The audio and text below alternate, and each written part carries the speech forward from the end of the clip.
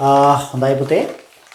අද අපි සාකච්ඡා කරනවා ඔයාලට ඊටාම වැදගත් ගොඩක් දරුවෝ අමාරුයි කියන මාතෘකාවක් කල්බදු සඳහා ගිණුම් තැබීම. එතකොට මේ කල්බදු සම්බන්ධයෙන් සියලු ගිණුම් කරන තත්ත්වයන් සාකච්ඡා කරන ප්‍රමිතිය තමයි SLFRS 16 ශ්‍රී ලංකා මූල්‍ය වාර්තාකරණ ප්‍රමිතාංක 16. මේ ප්‍රමිතියට අනුව මොකක්ද කල්බද්දක් කියලා කියන්නේ? ප්‍රමිතියේ ඊට අදාළව නිර්වචනයක් දීලා තියෙනවා මේ විදිහට. එකඟ වූ කාලච්ඡේදයක් සඳහා යම්කිසි වත්කමක භාවිත අයිතිය හෙවත් භාවිත හිමිකම යම් ප්‍රතිෂ්ඨාවක් මත පවරා දෙන්නා වූ givisumකට අපි කියනවා කල්බද්දක් කියලා. දැන් එහෙම කියද්දී ඔයාලට මේක ටිකක් සංකීර්ණයි වගේනේ. මෙහෙම හිතන්න. දැන් අපිට අවශ්‍යයි ගොඩ නැගිල්ලක් මිලට ගන්න කියලා හිතන්න. දැන් ඒ සඳහා සමහරවිට විශාල මුදලක් කෝටි ගාණක් ගෙවන්න සිද්ධ වෙනවා. නමුත් අපිට දැන් ගොඩ නැගිල්ල අවශ්‍යයි. ඒ තරම් මුදලක් නැහැ. අපි මොකද කරන්නේ? යම්කිසි අගයක් අපි හිතමු ලක්ෂ 10ක් විතර ගෙවලා අවුරුදු 4කට මේ ගොඩනැගිල්ල බද්දට ගන්නවා. දැන් අවුරුදු 4 අපි ලක්ෂ 10ක් ගෙවලා පාවිච්චි කිරීමේ අයිතියක් අපිට ලැබෙනවා. අවුරුදු 4 ඉවර වුණාට පස්සේ අපිට මේ ගොඩනැගිල්ල අයිති වෙන්නේ අපි ගොඩනැගිල්ල බාර දෙන්න අවශ්‍ය වෙනවා. ඒ කියන්නේ කල්බද්ද අවසානයේදී අපිට වත්කමේ අයිතිය ලැබෙන්නේ නැහැ. ඒක කල්බද්දක්. ඒ වගේමයි දැන් අපිට අවශ්‍යයි මෝටර රථයක් මිලට ගන්න. හරි. මෝටර රථය ලක්ෂ 50යි කියලා හිතන්න. අපි මුලින් ලක්ෂ 10ක් ගෙවලා ඉතිරි ලක්ෂ 40 වාරික වශයෙන් ගෙවනවා. පොලියකුත් එක්ක ගෙවනවා. දැන් අවුරුදු 4ක් හෝ 5ක් ගියාට පස්සේ වාරික ගෙවලා ඉවර වුණාට පස්සේ අපිට මේ මෝටර රථය අයිති වෙනවා. පැහැදිලිද? එහෙනම් ඒකත් කල්බද්දක්. එහෙනම් කල්බද්දක් සම්බන්ධයෙන් කල්බද්ද අවසානයේදී ඒ අදාළ වත්කමේ අයිතිය අපිට ලැබෙන්නත් පුළුවන් නොලැබෙන්නත් පුළුවන්. හොඳයි. එහෙනම් කල්බද්දක් කියන එක ඔයාලට පැහැදිලියි. මේ කල්බද්දක් සම්බන්ධයෙන් ප්‍රධාන පාර්ශ්වයන් දෙකක් ඉන්නවා.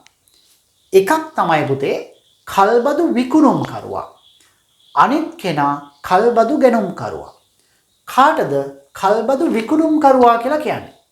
පුතේ කල්බදු විකුණුම් කරුවා කියන්නේ එකඟ වූ කාලච්ඡේදයක් සඳහා යම්කිසි ගෙවීමක් මත වත්කමේ භාවිත අයිතිය මාරු කරන පුද්ගලයා කල්බදු විකුණුම් කරුවා කියලා කියනවා. දැන් සරල උදාහරණයක් මෙහෙම හිතන්න. අපිට වාහනයක් අවශ්‍යයි. අපි බජාජ් සමාගමෙන් වාහනය ගන්නවා. මූලිකව ගෙවලා ඉතිරිය පස්සේ ගෙවන්න එකඟ වෙලා වාහනය ගන්නවා. එහෙනම් මේ බජාජ් සමාගම තමයි කල්බදු විකුණුම් කරුවා. කල්බදු දීමනා කරුවා කියලාත් කියනවා. දැන් වාහනේ ගන්නෙ අපිනේ. අපි තමයි කල්බදු ගැනුම් කරුවා. කල්බදු ගැනුම් කරුවා. ඒ කියන්නේ අපි යම් ගෙවීම් මාලාවක් මත වත්කමේ භාවිතායිතිය ලබා ගන්නා කෙනා. අපේ සමාගම තමයි කල්බදු ගැනුම් කරුවා. එතකොට මේ උසස් පෙළ මට්ටමේදී කල්බදු ගැනුම් කරුවාගේ පොත්වල ගිණුම් තැබීම පමණයි අපි සාකච්ඡා කරන්නේ. ඒ කියන්නේ දැන් අපි අපේ සමාගම යන්ත්‍රය හෝ වාහනය ගන්නවා නම් වත්කම ගන්නවා නම් අපේ සමාගමේ පොත්වල ගිණුම් තැබීම විතරයි මෙතෙන්දී අපි සාකච්ඡා කරන්නේ. කල්බදු විකුණුම් කරුවාගේ පොත්වල ගිණුම් තැබීම සාකච්ඡා කරනවා. නමුත් ඒක උසස් පෙළ දිනෙවෙයි. විශ්වවිද්‍යාලයට ගියාම නැත්නම් උසස් වෘත්තීය විභාගවලදී අන්න ඒ කොටස සාකච්ඡා කරනවා. උසස් පෙළට ඒක අදාළ වෙන්නේ නැහැ. හරි. මේ කල්බදු සම්බන්ධයෙන් ගිණුම් තැබීමේදී ප්‍රධාන සංකල්ප කීපයක් පිළිබඳව නිරවුල් අවබෝධයක් ලබා ගත යුතු වෙනවා. එකක් තමයි භාවිත හිමිකම. මොකද්ද පුතේ භාවිත හිමිකම හෙවත් භාවිතා කිරීමේ අයිතිය කියලා කියන්නේ. භාවිතා කිරීමේ අයිතිය කියලා කියන්නේ කල්බදු කාලය තුල බද්දට යටත්වන වත්කම භාවිතා කිරීමට කල්බදු ගැනුම්කරුවා සතුවන අයිතියට අපි කියනවා හිමිකමට අපි කියනවා භාවිත හිමිකම. දැන් අපි වාරික ගෙවනවනේ. ගෙවීම මත ඒ වත්කමේ පාවිච්චි කිරීමේ අයිතිය අපිට ලැබෙනවා. අන්නේ අයිතියට තමයි අපි කියන්නේ භාවිත හිමිකම කියලා. මේ භාවිත හිමිකම සමන්විත වන කොටස් කීපයක් තියෙනවා. ඒ කියන්නේ භාවිත හිමිකම නිර්මාණය වන ඒක හැදෙන පිරිවැය කාණ්ඩ 4ක් තියෙනවා ප්‍රධාන වශයෙන්. පළවෙනි එක තමයි කල්බදු වගකීම. මොකද්ද පළවෙනි එක? කල්බදු වගකීම. හොඳට මතක තියාගන්න. කල්බදු වගකීම. ඊළඟ එක වත්කම නැත්නම් කල්බදු ගිවිසුම ඇති කරගත් දිනට හෝ ඊට පෙර සිදු කරන ගෙවීම. කල්බද්ද ඇතිවන දිනට හෝ ඊට පෙර සිදු කරන ගෙවීම. ඊළඟ එක ඍජු පිරිවැය. ඍජු පිරිවැය. හරිද? ඊළඟ කාරණාව කල්බදු ගිවිසුම අවසානයේදී කල්බද්ද අවසානයේදී අදාළවත්කම ගලවා ඉවත් කිරීමේ පිරිවැයකට එකඟ වෙලා තියෙනවා නම් අන්නේ පිරිවැයත් භාවිත හිමිකමට ගන්න ඕනේ. එහෙනම් භාවිත හිමිකම හැදෙන කොටස් 4 මොකද්ද?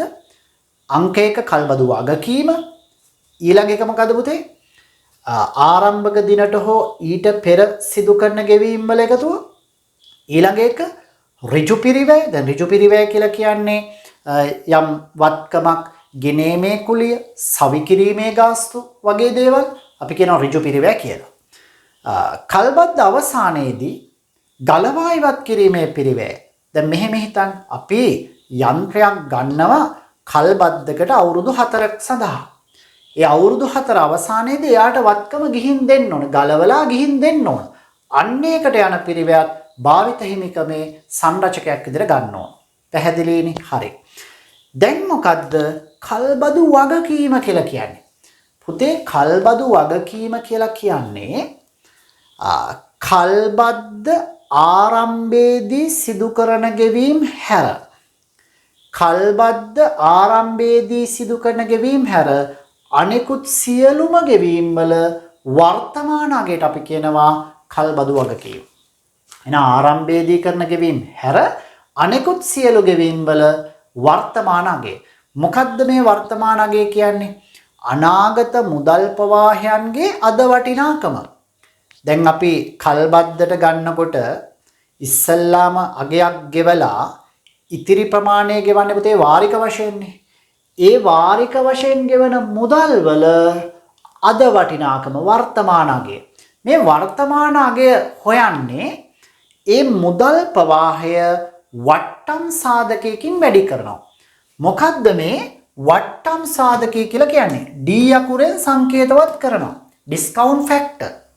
මේ වට්ටම් සාධකය හොයන්නේ එකයට එක ධන R වල n වෙනි බලය කියන සූත්‍රයෙන්. එකයට එක ධන R වල n වෙනි බලය. R කියලා කියන්නේ පුතේ පොලි අනුපාතය, n කියන්නේ වර්ෂ ගණන.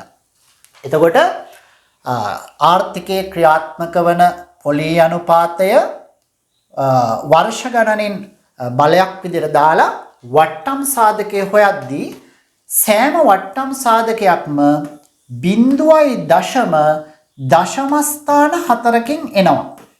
මේ වට්ටම් සාධකය ඔයාට බොහෝ විට අභ්‍යාසය තුල ලබා දෙනවා.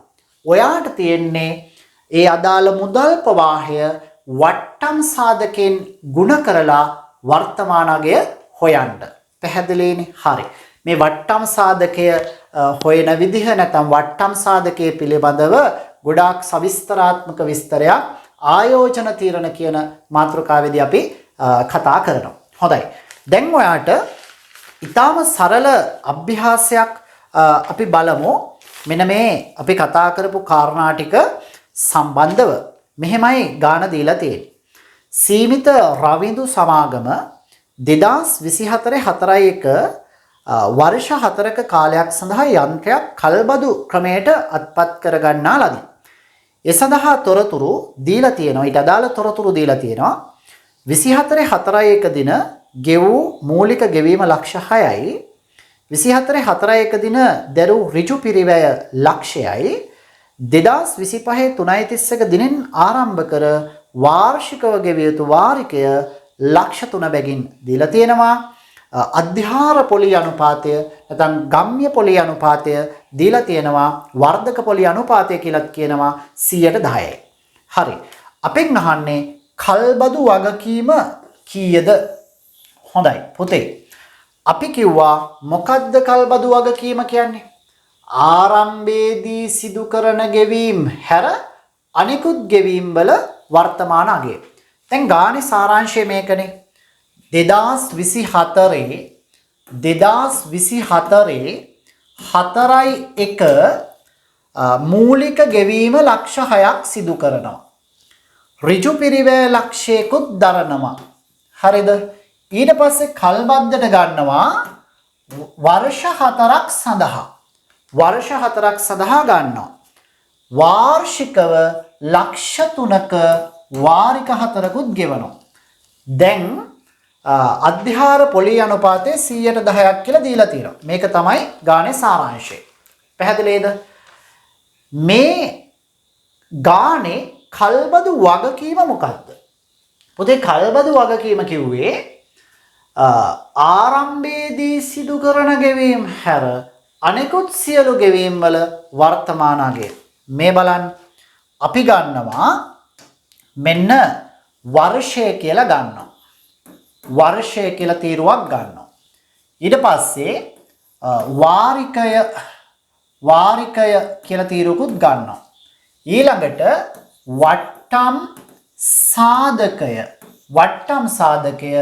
වට්ටම් කළ මුදල් ප්‍රවාහය කියලා ගන්නවා. දැන් පළවෙනිම වාරිකය 2025 3.31 ගෙවන්න. 25 මෙන්න මේ වර්ෂයට අපි කියනවා 2024 අවුරුද්ද. ඊළඟ වාරිකය 25 අවුරුද්ද. ඊළඟ වාරිකය 26 අවුරුද්ද. ඊළඟ වාරිකය 27 අවුරුද්ද. වෙන වාරික 4. වාරිකය ලක්ෂ 3 බැගින් තමයි අපි ගෙවන්නේ. එහෙනම් මෙන්න වාරික ලක්ෂ 3යි. අපි අධ්‍යයනයේ පහසුව සඳහා වට්ටම් සාධක ගමු පුතේ. වාට උපකල්පනය කරලා වට්ටම් සාධක ගමු 0.95 කියලා හිතන්න. 0.85 කියලා හිතන්න. 0.75 කියලා හිතන්න. 0.65 කියලා හිතන්න. මේවා උපකල්පනය කරන ලද වට්ටම් සාධකයන්. අට ගාන තුල දෙනවා. දැන් අපි මේ වාරිකයේ වට්ටම් සාධකයෙන් වැඩි කරනවා. ලක්ෂ 3 9.5න් වැඩි කරන්න 285ක් එනවා. ඊළඟට මේ ලක්ෂ 3 8.5න් වැඩි කරන්න 255ක් ලැබෙනවා. ලක්ෂ 3 7.5න් වැඩි කරන්න 225ක් වාට ලැබෙනවා. ලක්ෂ 3 6.5න් වැඩි කරන්න 195,000ක් ලැබෙනවා. දැන් මේ ටික එකතු කරන්න පුතේ. වාට ලැබෙන්නේ 9,60,000ක අගයක් ලැබෙනවා. මෙන්න මේ අගයට අපි කියනවා කල්බදු වගකීම කියලා කියනවා. පැහැදිලිද? කල්බදු වගකීම. දැන් මෙන්න මේ ගානට අදාළ මූලික ගෙවීම ලක්ෂ 6යි, ඍජු පිරිවැය ලක්ෂයයි, ඊළඟට කල්බදු වගකීම 960යි. කොහොමද අපි ගිණුම් තැබීම කරන්නේ? මේ බලන්න. දැන් මේක හරිම ලේසි. කටපාඩමක් නෑ පුතේ.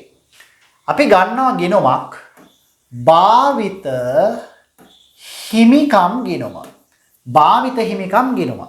දැන් කිසිදු කටපාඩමක් නැතුව ඔයා හිතන්න මෙන්න මේ මූලිකව ගෙවන ලක්ෂ 6. දැන් යන්ත්‍රය හරි වාහනය හරි ගන්න ලක්ෂ 6ක් අපි ගෙවනවා. ගෙවද්දි මුදල් බැරනේ. මුදල් බැර අපි හර කරනවා මේ භාවිත හිමිකම් ගිණුමට. භාවිත හිමිකම් ගිණුමට හර කරා ලක්ෂ 6ක්. එහෙනම් මූලිකම ගෙවීම කොහොමද අපි සටහන් කරේ? මුදල් ගෙවනවා මුදල් බැර භාවිත හිමිකම් ගිණුම හර. ඊළඟට ඍජු පිරිවැයක් දරනවා ලක්ෂයක්. ඍජු පිරිවැයක් දරනවා. දරද්දි ගෙවද්දි මුදල් බැර භාවිත හිමිකම් ගිණුමට හර කරනවා පුතේ මුදල් කියලා ලක්ෂයක්. එහෙනම් මූලික ගෙවීම සහ ඍජු පිරිවැය භාවිත හිමිකම් ගිණුමට හර කරා. ඊළඟට කල්බදු වගකීමක් ආවා. මොකද්ද? කල්බදු වගකීම. කල්බදු වගකීම. ඒක අපි කල්බදු ණය හිමියෝ කියලා ගන්නත් පුළුවන්. මේ බලන්න මේ කල්බදු වගකීම 9,60,000 අපිට අනාගතයේදී ගෙවන්න සිද්ධ වෙනවා. ගෙවන්න සිද්ධ වෙනවා. ඒ නිසා කල්බදු වගකීම් ගිණුමට බැර කරන්න ඕනේ භාවිත හිමිකම් ගිණුමට හර කළ යුතු වෙනවා. භාවිත හිමිකම් ගිණුමට හර කරන්න කල්බදු ණය හිමියෝ කියලා 9,60,000ක් කල්බදු වගකීම් ගිණුමට බැර කරන්න භාවිත හිමිකම් කියලා 9,60,000ක්. පැහැදිලිද? මේක තමයි පුතේ මූලිකම සටහන ගියපු විදිහ. එහෙනම් මේකේ සටහන් ඇත්තටම තුනක් නෙගියේ. මොකද්ද? මූලික ගෙවීම ලක්ෂ 6, භාවිත හිමිකම් හර. මේ භාවිත හිමිකම් කියන්නේ ඒ කල්බද්දට ගත්ත වත්කම මෝටර රථයක් ගත්තා නම් කල්බදු රථ වෙනුවට අපි ප්‍රමිතයට අදාළව භාවිත හිමිකම් ගිණුමක් ගත්තා. භාවිත හිමිකම් හර මුදල් බැර. ඊළඟට ඍජු පිරිවැය මුදල් බැර භාවිත හිමිකම් හර රුපියල් ලක්ෂයයි. කල්බදු වගකීම භාවිත හිමිකම් හර කල්බදු ණය හිමි ගිණුමට බැර කරා. ඊටාම සරලයිනේ පුතේ. right. හොඳයි. අපි මීට අදාළව තවත් අභ්‍යාසයක් සාකච්ඡා කරමු. බලන්න මෙන්න ගාන. හරි. උදාහරණ අංක 2. සීමිත තුෂාර සමාගම 2024 4 දින වර්ෂ 4ක කාලයක් සඳහා මෝටර රථයක් කල්බදු ක්‍රමයට අත්පත් කර ගන්නා ලදී. මූලික ගෙවීම ලක්ෂ 5ක් සහ ඍජු පිරිවැය ලක්ෂයක් දරා ඇත. ඉතිරිය රුපියල් ලක්ෂ 4 බැගින් වාර්ෂික වාරික 4කින් ගෙවිය යුතු වේ. අධ්‍යාර පොලි අනුපාතිකය 10%යි. රථයේ ඵලදායී ජීවිත කාලය වසර 5යි. වත්කමේ අයිතිය ගැනුම්කරුට මාරු වේ කියලා කියනවා. ගැනුම්කරුට මාරු වේ කියලා කියනවා. කල්බදු වගකීම භාවිත හිමිකම ගිණුම් සටහන් පෙන්වන්න.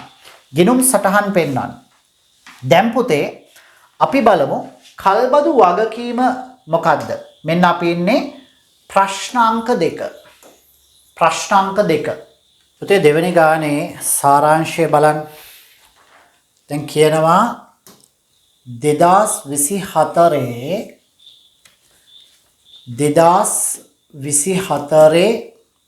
4.1 මූලික ගෙවීම සිදු කරනවා රුපියල් ලක්ෂ 5ක්. ලක්ෂ 5ක මූලික ගෙවීමක් කරනවා. ඍජු පිරිවැය ඉදාම ලක්ෂයක් දරනවා. ඊට පස්සේ වාරික 4ක් ගෙවනවා. පළවෙනි වාරිකය ගෙවන්නේ 2025 3.31. 25 3.31 ලක්ෂ 4 බැගින් තමයි වාර්ෂික වාරික 4ක් ගෙවන්නේ. හරිද? දැන් වාර්ෂික වාරික 4 ගෙවනවා 25 3.31 26 3.31 27 3.31 28 3.31. මෙහෙමනේ දැන් වාරික හැදෙන්නේ. 1යි 2යි 3යි 4යි. දැන් අපෙන් අහන පළවෙනි ප්‍රශ්නය තමයි පළවෙනි ප්‍රශ්නය අහනවා කල්බදු වගකීම කොපමණද? මේ බලන්න. කල්බදු වගකීම. අපි කල්බදු වගකීම හොයනවා කිව්වේ කොහොමද? මෙන්න වර්ෂය. ඊට පස්සේ වාරිකය, වට්ටම් සාධකය, වට්ටම් කළ මුදල් ප්‍රවාහය. දැන් වාරික 4යිනේ. මේ ගානෙත් කොහොමද? 24 25 අවුරුද්ද 25 26 අවුරුද්ද 26 27 අවුරුද්ද 27 28 අවුරුද්ද වාරිකය කීය ගානද ගෙවන්නේ? ලක්ෂ 4 ගානේ වාරික 4ක් ගෙවනවා. එහෙනම් ලක්ෂ 4 ගානේ මෙන්න වාරික 4. දැන් වට්ටම් සාධක වාට ගණනය කිරීමේ පහසුව සඳහා අධ්‍යයනයේ පහසුව සඳහා පළවෙනි අවුරුද්දේ 0.95යි දෙවැනි අවුරුද්දේ 0.85යි තුන්වෙනි අවුරුද්දේ 0.75යි හතරවෙනි අවුරුද්දේ 0.65යි මේවා උපකල්පනය කරන ලද වට්ටම් සාධක ගානක් තුල ආට දෙන වට්ටම් සාධකේ භාවිතා කරන්න. දැන් මේ දෙක වැඩි කරන්න ಗುಣ කරන්න. ලක්ෂ 4 9.5න් වැඩි කරන්න 3,80,000ක් වාට ලැබෙනවා. ලක්ෂ 4 8.5න් වැඩි කරන්න 3,40,000ක් වාට ලැබෙනවා. ලක්ෂ 4 7.5න් වැඩි කරන්න හරියටම ලක්ෂ 3ක් වාට ලැබෙනවා. ලක්ෂ 4 6.5න් වැඩි කරන්න 2,60,000ක් වාට ලැබෙනවා. දැන් මේ ටික පහලට එකතු කරන්න. එකතු කරලා බලන්න 12,80,000ක් වාට ලැබෙනවා. මෙන්න මේ අගයට අපි කියනවා පුතේ කල්බදු වගකීම. මොකද්ද? කල්බදු වගකීම කියලා කියනවා. එහෙනම් මොකද්ද කල්බදු වගකීම කියලා කිව්වේ? පළමු වාරික නැත්තම් කල්බද්ද ආරම්භයේදී සිදු කරන ගෙවීම් හැර අනෙකුත් ගෙවීම් වල අනෙකුත් වාරික ගෙවීම් වල ශුද්ධ වර්තමාන අගයට අපි කිව්වා කල්බදු වගකීම. දැන් අපෙන් අහන දෙවැනි ප්‍රශ්නය මොකද්ද? භාවිත හිමිකම. මෙන්න දෙවැනි කොටස භාවිත හිමිකම. භාවිත හිමිකම හැදෙන්නේ කොහොමද? කල්බදු වගකීම කොටස් හතරක් කියවනේ. මේකේ තියෙනවා කල්බදු වගකීම. කල්බදු වගකීම අපි ගණනය කරා කලින් ගානේ කලින් ප්‍රශ්නේ 12,80,000යි. 12,80,000ක කල්බදු වගකීමක් තියෙනවා.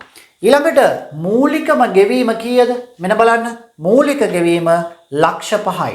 එහෙනම් මූලික ගෙවීම ලක්ෂ 5යි. ලක්ෂ 5 භාවිත හිමිකමේ කොටසක්. ඊළඟට ඍජු පිරිවැය අපි ගණනය කර දීලා තිබුණා ලක්ෂයක්. මෙන්න ඍජු පිරිවැය ලක්ෂයක් දීලා තියෙනවා. ඍජු පිරිවැය ලක්ෂයයි. එහෙනම් මේ ටික එකතුව භාවිත හිමිකම පාට ලැබෙයි 18,80,ක්. 18,80,000යි. මේකට අපි කියනවා පුතේ භාවිත හිමිකම. භාවිත හිමිකම. පැහැදිලිනේ? දැන් මෙන්න මේ කොටස් ටික අපි කොහොමද ගිණුම්ගත කරන්නේ? right. කල්බදු වගකීම තියෙනවා, මූලික ගෙවීම තියෙනවා, ඍජු පිරිවැය තියෙනවා. මේක එකතුව භාවිත හිමිකම අපිට ලැබිලා තියෙනවා. හොඳයි. දැන් බලන්න අපි ගමු ගිණුමක්. මෙන්න භාවිත හිමිකම් ගිණුම. මොකද්ද? භාවිත හිමිකම් ගිණුම. භාවිත හිමිකම් ගිණුම. ඊළඟට ගමු කල්බදු ණය හිමියෝ නැත්නම් කල්බදු වගකීම. කල්බදු වගකීම්. කල්බදු වගකීම් ගිණුම. කල්බදු ණය හිමි ගිණුම කියලා කියනවා. අපි ඉස්සල්ලාම බලමු මූලිකම ගෙවීම තියනවා පුතේ ලක්ෂ 5ක්. මූලික ගෙවීම කීයද? ලක්ෂ 5යි. ඉස්සල්ලාම දැන් කටපාඩමක් නැහැනේ. මූලික ගෙවීම මුදල් බැරනේ. භාවිත හිමිකම් ගිණුමට හර කරන්න භාවිත හිමිකම් ගිණුමට හර කරන්න මුදල් කියලා කියද්ද ලක්ෂ 5ක්. ලක්ෂ 5ක් මන් දහස් වලින් හදනවා. භාවිත හිමිකම් ගිණුම හර මුදල් ගිණුම බැර කරන්න ඕන ලක්ෂ 5ක්. ඊළඟට ඍජු පිරිවැය. ඍජු පිරිවැය මුදලින් ගෙවනවා. මුදල් බැර භාවිත හිමිකම් හර මුදල් කියලා ඍජු පිරිවැය අපිට මේ ගාන තුල ලක්ෂයක් තිබුණා. පැහැදිලිද? හරි. දැන් කල්බදු වගකීම අපි ගණනය කරා 12,80,000ක් ආවා. කල්බදු වගකීම කීයද? 12.80යි. මේ 12.80 සටහන් කරන්නේ භාවිත හිමිකම් හර කල්බදු වගකීම කියලා 12.80ක්. 12.80ක් කල්බදු වගකීම් ගිණුම බැර භාවිත හිමිකම් ගිණුම හර. එහෙනම් කල්බදු වගකීම නැත්නම් කල්බදු ණය හිමියෝ කියලා කියනවා. මෙන්න භාවිත හිමිකම් ගිණුම කියලා 12.80,000ක් බැර කරා. දැන් මෙන්න මෙතෙන් එනකම් අපි කලින් අභ්‍යාසය තුල කතා කරා. හරිද?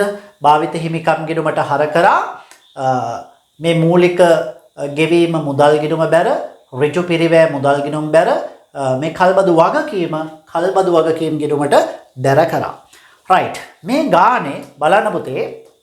දැන් පළවෙනි අවුරුද්ද අවසානයේදී දැන් පළවෙනි අවුරුද්ද ආරම්භ කරන්නේ 24/4 එක ඉවර වෙන්නේ 3.31. මෙන්න මේ ලක්ෂ 4 වාරිකය ගෙවනවා. දැන් වාරිකය ගෙවනවා. මේ බලන්න. මොකද්ද වෙන්නේ? වාරිකය ගෙවද්දී මුදල් බැර කල්බදු වගකීම් කල්බදු ණය හිමි ගිණුමට හර කරනවා මුදල් කියලා ලක්ෂ 4ක්. පැහැදිලිද? right. දැන් මෙතෙන්දි හොඳින් සැලකිලිමත් විය යුතු කාරණාවක් තියෙනවා පුතේ. මේ පළවෙනි වාරිකය තුල ඇතුළත් වෙනවා පොලියක්. පළවෙනි වාරිකය තුල ඇතුළත් වෙනවා පොලියක්. මේ පොලිය කල්බදු ණය හිමියන්ට හර වෙන්න බෑනේ. ඒක වියදමන්නේ වගකීමෙන් අඩු වෙන්න බෑ. ඒ නිසා මේ වාරිකය ඇතුළත් පොලිය මෙයාගෙන් අයින් කරන්න ඕන. මෙයාගෙන් අයින් කරන්න ඕන.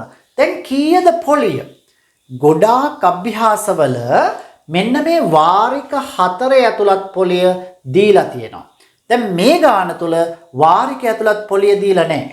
ඒ නිසා අපි පළමු වාරිකයේ කී අවුරුද්ද මොකද්ද?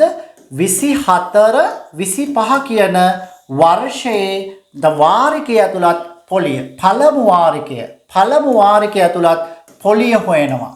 මේ පොලිය හොයන්නේ පුතේ මේ බලන්න.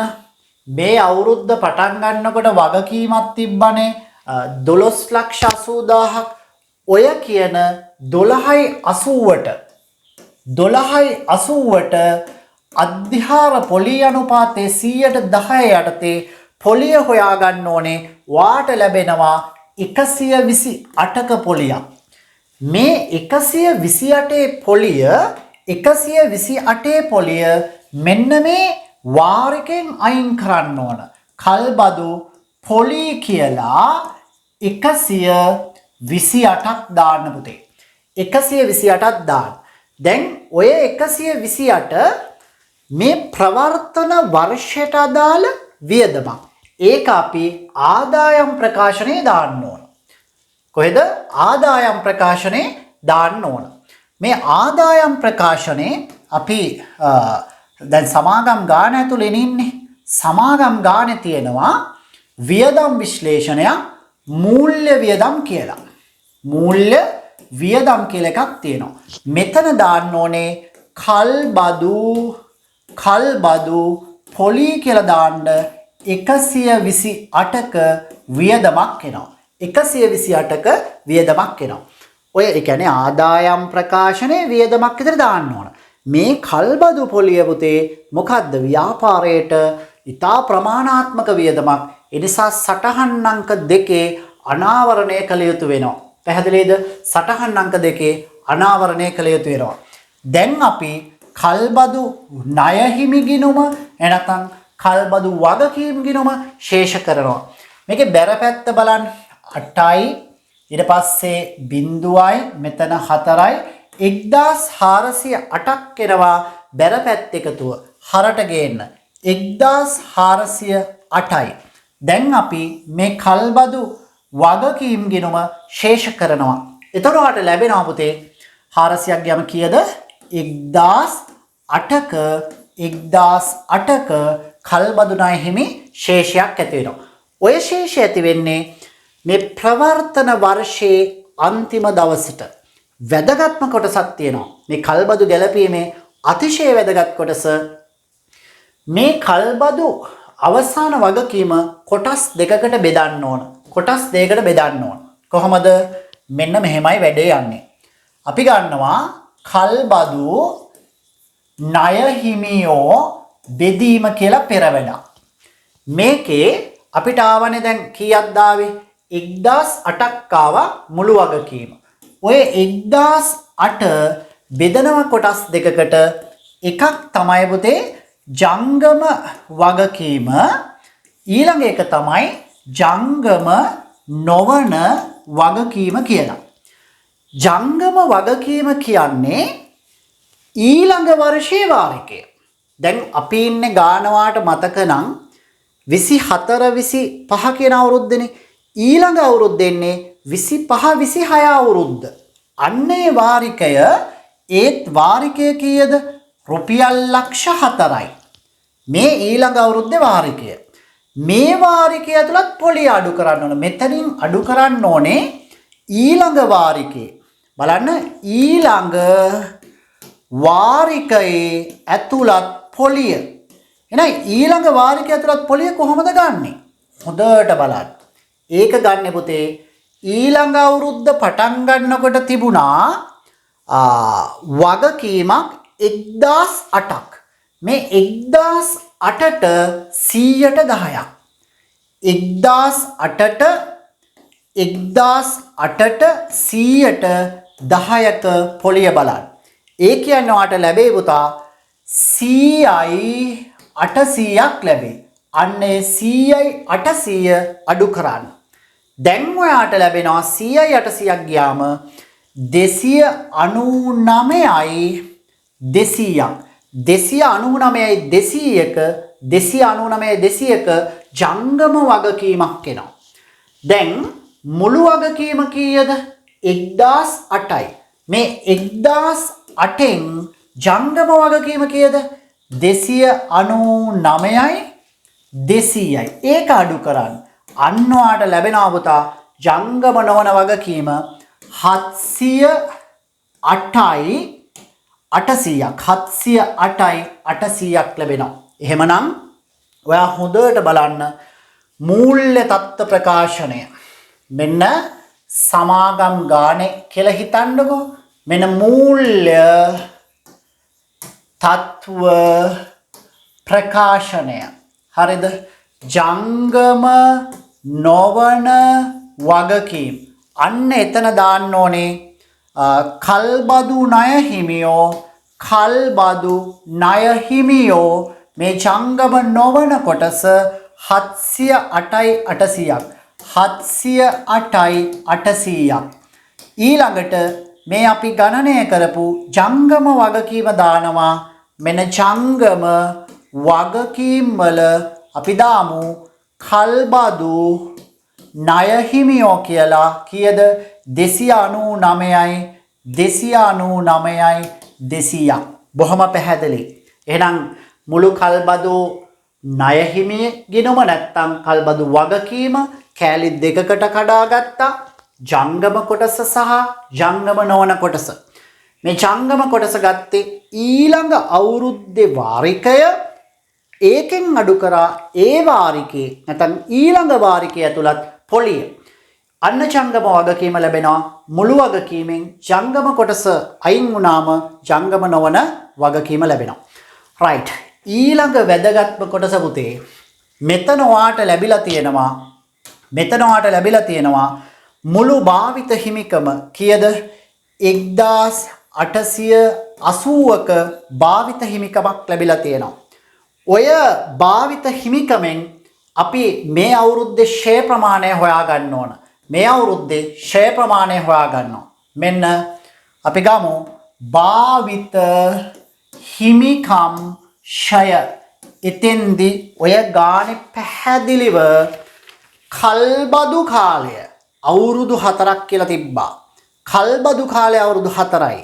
මේ රටේ ඵලදායී ජීවිත කාලය අවුරුදු 5ක් කියලා දුන්නා. දැන් අපි ගාව වත්කම අපි ගත්තේ අවුරුදු 4ක සඳහා. කල්බදු කාලය අවුරුදු 4යි.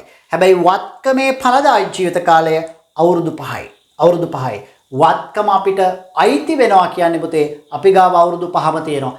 ඒ නිසා හොද්දට මතක තියාගන්න මේ භාවිත හිමිකම 1880 බෙදන්න ඕන පුතේ කල්බදු කාලෙන් නෙවෙයි ඵලදායී ජීවිත කාලෙන්. අන්න ඔයාට ලැබෙනවා 376ක ෂයවීමක්. 376ක ෂයවීමක්. අන්න ඒ 376 භාවිත හිමිකම් ගිණුමට බැර කරන්න 376ක්. දැන් අපිට පුළුවන් මේ ෂයවීම තව තැනකට දාන්න දෙපේ. කොහෙද? ආදායම් ප්‍රකාශනයේ වියදමක්. ආදායම් ප්‍රකාශනයේ වියදමක්. මෙන්න භාවිත හිමිකම් ෂය. දැන් මේක මෝට් රථයක්. එහෙනම් බෙදා හැරීමේ පිරිවැය කියන තැනට දාන්න ඕන වියදම් බගුවේ කියලා හිතන්න. බෙදා හැරීමේ පිරිවැයට භාවිත හිමිකම් ෂයවීම දාන්න ඕන. කීයක්ද අපිට ආවේ? 3,76,000ක්. 376ක් දාන්න ඕන. මේකත් පුතා ප්‍රමාණාත්මක නිසා සටහන් අංක දෙකේ අනාවරණයක් කරන්න ඕන. දැන් අපිට පුළුවන් මේ භාවිත හිමිකම් ගිණුමට බැර කරා. දැන් භාවිත හිමිකම් ගිණුම ශේෂ කරන්න මෙන්න 1880න් 376ක් ගියාම ශේෂයක් වට ලැබෙනවා 1504ක්. කීයක්ද? 1504ක්. මේක දාන්න ඕනේ ජංගම නොවනවත්කම්. ඔන්න මූල්‍ය තත්ත්ව ප්‍රකාශනයේ තියෙනවා ජංගම නොවනවත්කම්. ඒකේ උඩින්ම සටහන් අංක 4 දීපල පිරියත උපකරණ. එතන යටින් භාවිත හිමිකම දාන්න පුතේ. ඒකේ අගය ආවේ අපිට කීයද? 1504ක්. එහෙනම් ගාන සම්පූර්ණයෙන්ම අපි හදලා ඉවරයි. පැහැදිලිද? පුතේ අපි කතා කරේ කල්බදු ගැලපීම ඉතා සරලව. මේ ගානේදී ඉතා වැදගත් පොයින්ට්ස් ටික තමයි භාවිත හිමිකම හැදුනේ කොහොමද? මූලික ගෙවීමයි, ඍජු පිරිවැයයි, කල්බදු වගකීමයි කියන කොටස් තුනේ එකතුවෙන් කල්බදු වගකීම ගත්තේ මූලික ගෙවීම් හැර අනෙකුත් සියලු ගෙවීම් වල වර්තමාන අගය ගත්තා. එතකොට මේකේ ප්‍රධාන ගිණුම් සටහන් ටික ගියා. මූලික ගෙවීම, භාවිත හිමිකම් හර, මුදල් ගිණුම් බැර, හොඳට බලන්න, ඍජු පිරිවැය, භාවිත හිමිකම් හර, මුදල් ගිණුම් බැර, කල්බදු වගකීම, භාවිත හිමිකම් හර, කල්බදු වගකීම් ගිණුම් බැර. ඊට පස්සේ වාරිකය ගෙව්වා. වාරිකය ගෙවද්දී කල්බදු වගකීම නැත්නම් කල්බදු ණය හිමි ගිණුම හර, මුදල් ගිණුම බැර. ඒක ඇතුළත් පොලිය. මේ වාරිකය ඇතුළත් පොලිය කල්බදු ණය හිමි නැත්නම් කල්බදු වගකීම් ගිණුම් බැර ආදායම් ප්‍රකාශනයේ වියදමක් විදිහට දැම්මා. ප්‍රමාණාත්මක නිසා සටහන් අංක දෙකේ අනාවරණයක් කරා. පැහැදිලිද? කල්බදු වගකීම් ගිණුම ශේෂ කරා. ඊට පස්සේ මේ කල්බදු වගකීම කොටස් දෙකකට කැඩුවා. අන්න එතන වැදගත්. ජංගම කොටස කියන්නේ ඊළඟ අවුරුද්දේ වාරිකය. හැබැයි පොලිය අයින් කරන්න ඕනේ. ඊට පස්සේ ජංගම වගකීම මුළු වගකීමෙන් අඩු වුණාට පස්සේ අපිට ලැබෙනවා ජංගම නොවන වගකීම. ඊළඟට මෙතෙන්දී පොලිය බොහෝ විට වාට අභ්‍යාසය තුළ වාරික 40 ඇතුළත් පොලිය ලබා දෙනවා. දුන්නේ නැත්නම් කල්බදු වගකීම් ගිණුමේ ශේෂය පදනම් කරගෙන පොලිය හොයන්න අවශ්‍ය වෙනවා. ඊළඟට විශේෂයෙන් භාවිත හිමිකම් ගිණුම ෂය කරද්දී ඵලදායී ජීවිත කාලය කල්බදු කාලය අවුරුදු 4යි, ඵලදායී ජීවිත කාලය අවුරුදු 5යි. අපිට අයිති වෙනවා නම් ඵලදායී ජීවිත කාලයෙන් බෙදලා ෂයවීම හොයාගත්තා. අපිට අයිති වෙන්නේ නැත්නම් අපි ගාව තියෙන අවුරුදු 4යි. 4ෙන් බෙදලා ඵලදායී ජීවිත කාලයේ මේ ෂයවීම ගණනය කළ යුතු වෙනවා. ඊළඟට හොඳට මතක තියාගන්න මේ තමයි පුතේ කල්බදු ගැලපීමට අදාළ මූලිකම સિદ્ધාන්ත ටික. දැන් මේ මූලික સિદ્ધාන්ත මත පදනම් වෙලා විවිධ නිර්මාණාත්මක ගැටලු යම් යම් වෙනස්කම් සහිතව තමයි අභ්‍යාසයේ සමාගම් ගාන ගැලපීම තුළ ලැබෙන්නේ. ඒ නිසා මේ මූලික સિદ્ધාන්ත නැවත බලලා අවබෝධ කරගන්න ඔයාට එන ගැලපීම් පහසුවෙන් විසඳ ගන්න පුළුවන් වෙයි. ඔබට යම් කිසි ගැටලුවක් තියෙනවා නම් ඔය WhatsApp අංකයට පණිවිඩයක් දාන්න පුතේ. මම ඔයාට අනිවාර්යෙන්ම ඔයාට අවශ්‍ය දැනුම උදව්ව කරන්න බලාපොරොත්තු වෙමින් ඉන්නවා.